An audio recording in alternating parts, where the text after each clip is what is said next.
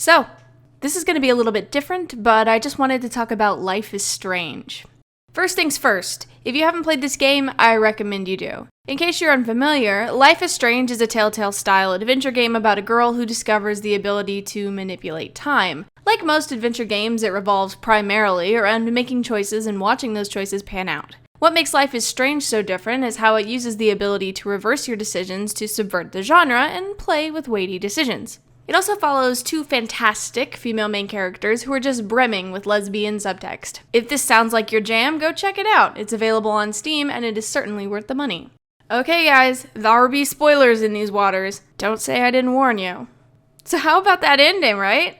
Life is Strange followed up months of maybe queer subtext with pretty undeniably gay as heck text. And that is pretty phenomenal and worth noting. Because before now, Life is Strange's queerness has been all locked up as subtext in the, if you'll excuse the phrase, ludonarrative. Right, so those of you who didn't just roll your eyeballs right out of your sockets at my use of the word ludonarrative are probably just staring at the screen blankly. Allow me to explain. The ludic elements of a game refer to the gameplay itself, the parts of the game that you as a player control. The idea is most commonly associated with the phrase ludonarrative dissonance, which describes a conflict between gameplay elements and the narrative of the game. Think BioShock. Thematically, the first BioShock game wants to be about selflessness, however, this is undermined by the gameplay, which values and encourages self-interest. So what does this have to do with Life is Strange? Well, as with all subtext, Life is Strange's gay subtext was completely out of the view of anyone who didn't want to see it. For example, in episode 3, it was entirely possible to skip attempting to kiss Chloe. Players would see the choice, but they could opt out of it entirely. Thus, the kiss, and any queerness associated with it, is relegated to ludonarrative.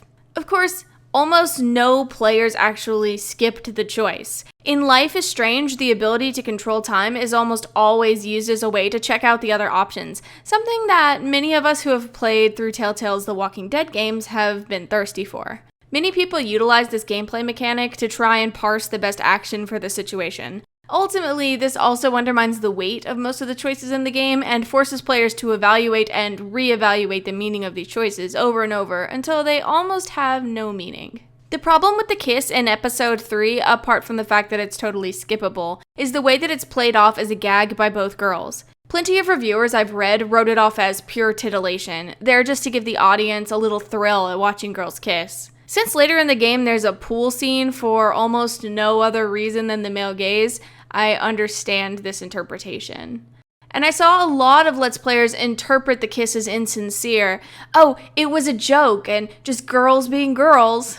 This interpretation probably stems from the fact that you can choose to, if not pursue, then at least encourage a heterosexual relationship with the sweet but ultimately boring as hell male love interest Warren for the 2 episodes leading up to this. For a general audience, read not gay, Warren is probably the obvious love interest, and I know plenty of straight female players really liked him. And I liked him too, but primarily as a narrative device. For example, the first time we're introduced to either Warren or Chloe, Warren is asking Max out and chivalrously, but somewhat unoriginally, protecting her from our current antagonist. It's all very heteronormative. Enter Chloe, all blue hair and fire, smashing down the dude in her big old truck. She snatches Max up and steals her away from that heterosexuality. But for many, Warren's place as a representation of straightness is just a symbol of normality, and this is part of what made the queer subtext so tricky. And it's also what made it so exciting when it turns out that one of the endings of Life is Strange is so unambiguously gay. I mean, okay, sure, you have to aim for it, but it's super gay. I'm also not 100% sure about how this ending happens. I ignored Warren entirely and tried to kiss Chloe in episode 3, so some combination of those things, I guess. Of course, on top of being super gay, it's also super tragic. And that sucks.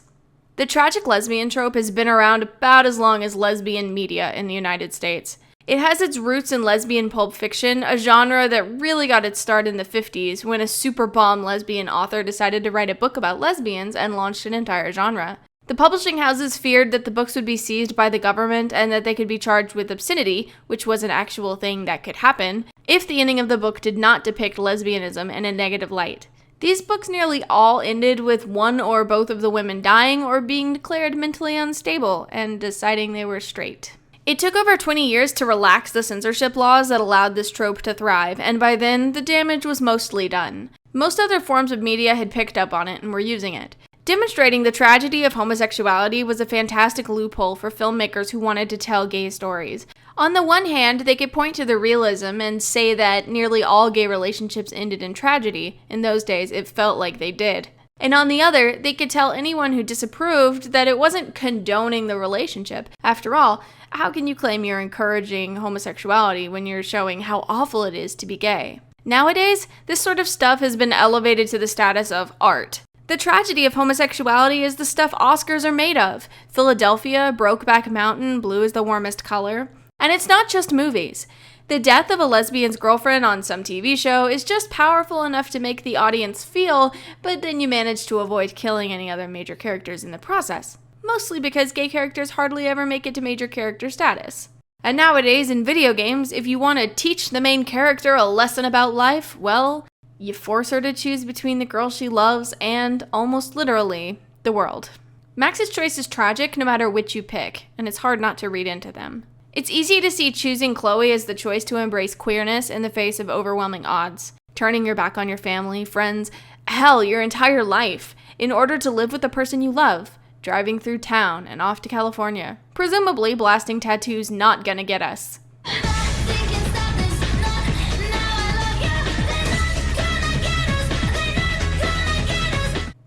Did I just totally date myself? It's a pretty dire implication if you look at it like this. This choice is all about defiance, specifically defying fate, and it's super easy to see it as the defiance of heterosexuality. But if you do read it this way, it's hard not to get a taste of regret in your mouth, as the game implies that the only way to be with the girl you love is to sacrifice everything else. It's a pretty weighty implication in a game about choices and consequences. Choosing Arcadia Bay over Chloe, what most are referring to as the canon ending, is mind-numbingly sad for all of the obvious reasons. Max loves her, and we love her, let's be honest. Having to choose anything over your best friend and girlfriend is unthinkable. However, this choice is exacerbated by the fact that with this choice, you also strip Chloe of all of her growth. Chloe's character from episode 1 to episode 5 changes so much. Max is such a fantastic influence on her. Through the game, she begins to take off her armor, work through her grief about William or her anger toward David.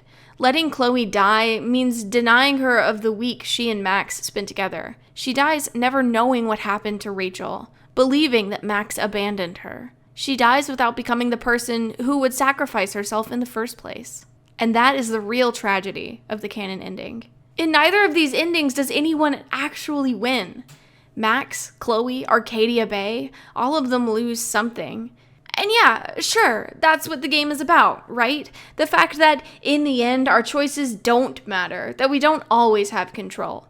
It's an impressive and ambitious ending, and one that I think Life is Strange only just manages to pull off. But it tells this story, it delivers this message, at the expense of these two girls, as well as the feeling of the girls who relate to them. There's this underlying idea that the message is more important than anything else. Making sure we see and understand the tragedy of these two girls is the reason for the story. The game would not exist if we did not have this tragic ending. And that's bullshit. The idea that queer characters have to be tragic to justify their existence, that the only time we're going to see a gay character is when they remind us of just how poignant and beautiful and tragic their life is, it's still around. We're breaking through that now, slowly, but we're building up momentum. But I can still name a number of movies and television shows offhand that use this device without a second thought. Supernatural, Teen Wolf, Once Upon a Time, Hemlock Grove, Pretty Little Liars, The Last of Us, Freeheld, all released in the last couple of years. Queer characters in general, and queer lady characters to be specific, don't have to be tragic to exist. Using their sexuality to amplify their tragedy is insulting. It implies that to live a life as a gay woman is to be plagued by sorrow. Our lives aren't tragic fictions for straight people to watch and weep over. We deserve stories where gay characters can have happy endings without playing into the stereotypes of the tragically beautiful homosexual. So that's it. Life is Strange was a great game. clunky dialogue, terrible action sequences, and bizarre thematic choices aside. I can't wait to see more from Don't Nod as they find their feet in the gaming world. If you want more ramblings about video games and queerness, you can follow me on Twitter or Tumblr at RookieWampus, or you can check out my other videos about gay girls and feminism. Like and subscribe if you want more, and if you have a game for me to check out, leave me a note in the comments. Until next time, I've been Rookie Wampus.